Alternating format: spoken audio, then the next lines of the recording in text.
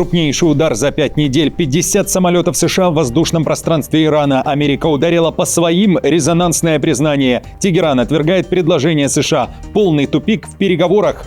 Россия выпустила спецпредупреждение. Путин идет на крайние меры. Требования Москвы. Зеленский срочно предложил сделку. Документ уже в Кремле.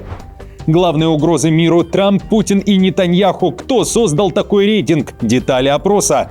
Независимая Украина или Малороссия? Заявление сухопутных войск. Резонансное требование и разоблачение. Опубликован прейскурант. Сколько тысяч долларов стоит откуп от мобилизации? Больная спина, плохое зрение и проблемы с памятью. В партии Зеленского признались о тяжелой и вредоносной работе в парламенте. Усталость косит депутатов. Военные стянуты в зону конфликта, смена власти в США, отстранение и бунт. Трампа назвали недееспособным. Немцы против железного занавеса для мужчин, а венгры готовы уехать из страны. Почему? Об этом и не только, досмотрите. Друзья, всем привет, это «Время Прядко», коротко, четко и по делу о том, о чем говорят в мире. Спасибо за поддержку, и я начинаю. Служить будут все. Каждый мужчина в Украине должен либо отправиться на фронт, либо работать в тылу на оборонку и энергетику. Третьего варианта нет. Об этом в интервью Цензор.нет заявил спикер сухопутных войск Андрей Подик. Если украинцы хотят жить в независимой стране, а не в Малороссии, то должны стать на защиту, уточняет Подик. При этом он отметил, что в Украине участились нападения на сотрудников ТЦК. Если тенденция не изменится в лучшую сторону, говорит офицер, то ряды ТЦК поредеют. Военкомы будут увольняться. Люди берут в руки холодное оружие. Был случай, когда пытались взорвать военных, служащих в ТЦК и СП. Завтра будет еще что-то. При таких обстоятельствах военнослужащие могут просто не захотеть продолжать проходить службу в ТЦК. Именно поэтому нам нужно вернуться к реалиям, вспомнить, в каких обстоятельствах мы оказались и что происходит. В то же время в сети появился полный прейскурант, сколько сейчас стоит откупиться от мобилизации в Украине. По данным «Экономической правды», которая проанализировала судебные дела и сообщения правоохранителей, вокруг ТЦК сложился полноценный коррупционный рынок со своими тарифами. Размер взятки напрямую зависит от того, насколько близко военнообязанный подошел к призыву, говорится в материале. Пока человек еще не попал в поле зрения военкомата, цены относительно низкие. Стоимость услуги за снятие с розыска варьируется от $300 до $1500, в зависимости от региона. За фальшивую отсрочку через поддельное судебное решение об опеке уже требовались $7000. Как только военнообязанный контактирует с ТЦК, цена взлетает. Сумма взятки за невручение боевой повестки около $5000. Самые дорогие услуги – бронирование от мобилизации около $20000. И пакет 3 в одном – фиктивная инвалидность, снятие с воинского учета и беспрепятственный выезд за границу за $50 000, говорится в публикации. Депутаты Верховной Рады Украины устали от работы. Парламент портит жизнь и здоровье. Такое резонансное заявление сделал нардеп от президентской партии «Слуга народа» Камельчук. В интервью YouTube-каналу Pro.ua он рассказал про тяжелые условия работы. По его словам, из-за постоянного шума, неудобных кресел и полного бескультурья у народных избранников болят спины и возникают проблемы с памятью. Он подчеркнул, что не хочет жаловаться, но если выбирать работу с пользой для здоровья, то Верховная Рада явно не лучший вариант. Это не окопы, но для здоровья парламент просто ужасное место, резюмировал депутат. Цитирую. Первое, что нам сказали депутаты предыдущего созыва, когда с нами встречались: обратите внимание, что у вас ухудшится состояние спины, зрения, слуха, сосредоточенности, памяти, потому что все это вокруг не способствует абсолютно ни сидению, ни звук, ни шум, ни отсутствие культуры, и определенные правила вы перестанете соблюдать в комитете и так далее. Немцы против железного занавеса для мужчин. В немецком Франкфурте около 1000 жителей вышли на мирный марш, чтобы сказать «нет» новому военному закону, который обязывает мужчин призывного возраста получать разрешение на выезд из страны на срок более 3 месяцев. Закон вступил в силу еще в январе, но по-настоящему взорвал общество только на прошлой неделе, после того, как немецкие СМИ написали об ограничениях. Новый закон приняли, чтобы срочно нарастить численность Бундесвера и выполнить обязательства перед НАТО на фоне растущей напряженности с Россией, отмечает Рейтер. Правительство считает, что Германия слишком долго пряталась за спиной США. Минобороны уверяет, что служба остается добровольной и обещает разработать правила для исключений, чтобы не плодить лишнюю бюрократию. Однако оппозиция уже обвиняет власть в создании хаоса и паники. Я считаю, что это полный абсурд. Это очередное ограничение наших прав. И нам очевидно, что война всегда означает ограничение прав. На этот раз свободы передвижения. Мы видим это повсюду. Например, расширяются полномочия полиции. Никакого прекращения огня. Иран и США отвергли 45-дневное перемирие. Трамп назвал его значительным шагом, но недостаточно хорошим, ведь только он решает, когда утихнет огонь. Иран также не молчит, он отверг предложенное посредниками прекращение огня, потребовав не временной паузы, а полного окончания войны. Ведь считает, что паузу США используют для обновления своих сил. Об этом пишет Bloomberg. Ряд американских СМИ уточняет, переговоры сорванные, зашли в тупик, война продолжается. Согласно государственному агентству ИРНА, Иран потребовал постоянного прекращения войны, снятия санкций и начала работ по восстановлению страны, а также разработки протокола безопасного прохода через Ормузский пролив. Отказ, переданный через посредника Пакистан, стал очередным ударом по усилиям по завершению месячной войны, которая спровоцировала глобальный энергетический кризис.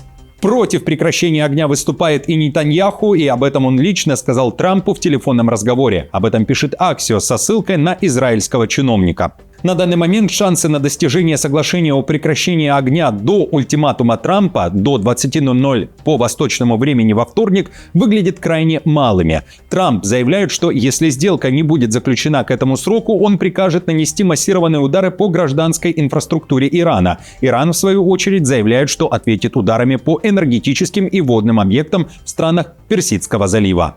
Трамп в понедельник сделал вновь ряд громких заявлений. Он был в ярости из-за того, что курды захватили американское оружие, которое США передавали протестующим. Об этом я рассказывал в предыдущем видео. Кроме того, говорил, что часть иранцев рада американским ударам и заявил, что Иран можно уничтожить за ночь. Теперь послушайте, как ответил американский президент на то, что атака США может стать наказанием для простых иранцев за действия режима. Они готовы это терпеть, готовы. Это страдание, но они готовы терпеть его ради свободы. У нас было множество перехватов. Пожалуйста, продолжайте бомбить. Бомбы падают рядом с нашими домами. Пожалуйста, продолжайте, делайте это. И это говорят люди, которые живут там, где взрываются бомбы. А когда мы уходим и не бьем по этим районам, они говорят: пожалуйста, возвращайтесь, возвращайтесь, возвращайтесь. США не будут дожидаться вечера вторника. Крупнейший удар за всю войну анонсировал министр войны Пит Хексет в ночь на вторник. Американцы откроют огонь дважды за неделю минимум, заявил вечером 6 апреля Хексет на совместном брифинге с Трампом. Сегодня будет нанесен самый массированный удар со времени начала этой операции. Завтра еще более массированный, чем сегодня. И тогда у Ирана будет выбор. Выбирайте с умом, потому что этот президент не шутит. Главная угроза миру – это американский президент. Так считают около 81% испанцев, которые были опрошены социологами. Данные опроса публикует издание «Эль Паис». На втором месте Владимир Путин с примерно 79%. Третьим в этом рейтинге идет Нетаньяху. Его называют угрозой чуть больше 70% опрошенных. Опрос показывает, восприятие глобальных рисков у испанцев сегодня предельно обострено. Большинство выступает за прекращение огня на Ближнем Востоке и за политические решения конфликтов, а не силовое давление. На фоне всех событий в мире испанцы смотрят в будущее с явной тревогой. Цитирую. «Нестабильная мировая ситуация распространила густую завесу фатализма среди населения. Данные однозначны. Почти 70% считают себя пессимистами относительно будущего. Около половины ожидают, что оно будет более жестоким, авторитарным и неравным. Менее 10% видят его с надеждой на улучшение. Возможность демократического отката в США и ЕС представляется правдоподобной для 59% и 54% соответственно. В США же тем временем призвали отстранить Трампа и признать его недееспособным. О смене власти в Штатах заговорил сенатор-демократ Боб Дафф. Он не упоминает импичмент, а предлагает снести Трампа через одну из поправок в Конституции. Власть в таком случае перейдет к вице-президенту. Дафф аргументирует свой призыв так.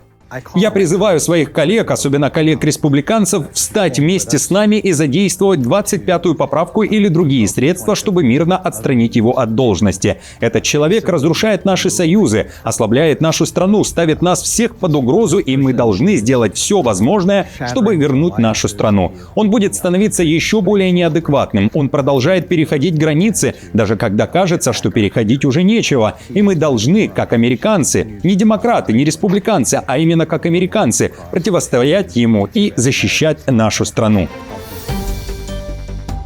Удар американцев по своим. Взорвана дорогостоящая техника. В воздушное пространство Ирана вошло около 50 самолетов США из 150, которые были задействованы во второй спасательной операции Америки по поиску и эвакуации пилота. 2/3 авиасуден обеспечивали прикрытие и отвлекающие маневры. Об этом заявил сам Трамп, признав потери. Он впервые публично озвучил детали спецоперации по спасению летчика и уверяет, что операция прошла глубоко в иранском воздушном пространстве и длилась под огнем противника. Белый дом также признал, при эвакуации США даже ударили по своим же самолетам из-за того, что те не смогли взлететь из-за мокрого песка и из-за собственной тяжести. А старые самолеты мы взорвали, мы разнесли их в клочья, потому что на борту было оборудование, которое, честно говоря, нам хотелось бы забрать, но я не думаю, что стоило еще 4 часа сидеть там и все это снимать. Мы не хотели, чтобы это кому-то досталось. У нас лучшее оборудование в мире, и мы не хотели, чтобы кто-то изучал наши системы ПВО и другое оборудование, поэтому это были большие самолеты, старые, довольно старые, и мы их взорвали.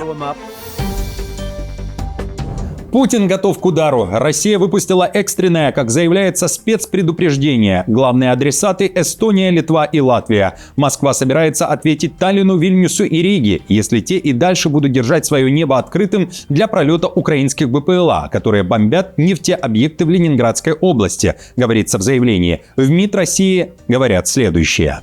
Упомянутым странам было сделано соответствующее предупреждение. Если у этих режимов этих стран ума хватит, они прислушаются. Если нет, тогда будут дело иметь с ответом. Украина считает массированные удары дронов по энергетической инфраструктуре законной самообороной и подчеркивает, что любые залеты БПЛА в страны Балтии являются непреднамеренными, часто вызванными российскими средствами РЭП.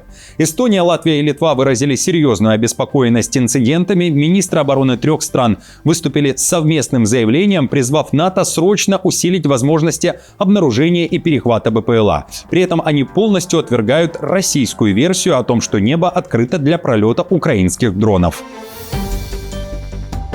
Зеленский предложил Путину сделку. Ее детали уже переданы в Кремль. Киев через американцев передал России официальное предложение об энергетическом перемирии. При этом на Банковой не уверены, что Кремль ответит положительно. Поэтому Киев призывает к санкционному давлению на Москву. А Зеленский, в частности, упоминает дальнобойные санкции. Речь, опять же, об ударах по российским НПЗ. Напомню, ранее Россия отвергала перемирие. В МИД заявляли, что заявление Зеленского – пиар-акция. Если Россия будет готова прекратить удары по нашей энергетике, мы будем готовы ответить им зеркально. И такое наше предложение через американцев у российской стороны уже есть. Венгры бросают вызов Орбану. Если политсила премьер-министра Венгрии победит на парламентских выборах, часть молодых венгров, выросших уже при власти Орбана, намерена эмигрировать из страны. Об этом сообщает Рейтер. Социологи отмечают резкий рост поддержки оппозиционера Мадьяра, особенно среди студентов и молодежи 18-29 лет. Поддержка орбановской партии Фидес в этой группе существенно упала. Причины недовольства просты, говорится в статье. Дорогие кредиты, кризис жилья, низкий уровень жизни, коррупция и отсутствие перспектив. Эскалация инфляции и экономические трудности после войны в Украине лишь усилили желание уехать. В свою очередь, Мадьяр делает ставку именно на молодое поколение, чем и привлекает избирателя, пишет издание. Лидер оппозиции Петр Мадьяр пообещал разблокировать миллиарды евро, замороженные ЕС из-за того, что Орбан якобы подрывает демократические свободы. Он планирует направить часть средств на образование и доступное жилье. Ключевые вопросы для молодых избирателей. Ормузский пролив внезапно ожил. За выходные через него прорвалось рекордное 21-е судно. Иран резко увеличил трафик через стратегический пролив. По данным Bloomberg, 13 танкеров вышли из Персидского залива в Аравийское море и еще 8 шли в обратном направлении. Большинство из них иранские, но зафиксирован и проход иракского танкера. За последние дни Тегеран также пропустил несколько индийских танкеров со сжиженным газом, а также суда из Японии, Китая, Турции, Греции и Таиланда. Для сравнения, до начала войны через этот узкий пролив ежедневно проходило в среднем 135 судов. Большинство получивших разрешение судов двигались вдоль иранского побережья по маршруту, вероятно, указанному Тегераном. Однако все больше из них начинают идти вдоль противоположного берега. Оман, который также контролирует воды пролива, подтвердил, что ведет переговоры для стабилизации судоходства. Параллельно, пишет Bloomberg, Тегеран продвигает закон, регулирующий контроль над проливом и тарифы за проход, фактически закрепляя неформальную систему платежей, действующую уже несколько недель. И напоследок о новых правилах для украинцев. Там вводят трудовую повинность. В Одессе безработных будут привлекать к разбору завалов, строительству укрытий и другим работам, связанным с последствиями обстрелов. Распоряжение уже подписано местными властями. В документе говорится, что на общественно полезные работы могут забирать трудоспособных одесситов в возрасте от 18 до 65 лет. Под действие распоряжения попадают безработные, переселенцы, ветераны и все незанятые жители. При необходимости могут привлекать и тех, кто официально работает. Организацией такого рода занятости займутся коммунальные предприятия и благотворительные фонды. Власти обещают оплату безработным не ниже минимальной зарплаты, работающим не ниже их среднего заработка. Как пишет издание «Думская», трудовая повинность – это часть национального проекта «Армия восстановления», к которому с начала года добровольно присоединились почти 9 тысяч украинцев. В 2026 году оплата труда за полный месяц участия составляет почти 13 тысяч гривен, а для жителей прифронтовых территорий и ветеранов до 17 тысяч гривен. Граждане пенсионного возраста до 70 лет могут присоединяться к работам только на прифронтовых территориях. Друзья, на этом все. Спасибо вам большое за поддержку. Как всегда напомню, мне будет приятно, если вы оставите лайк, комментарий и сделаете репост этого видео. До встречи уже завтра.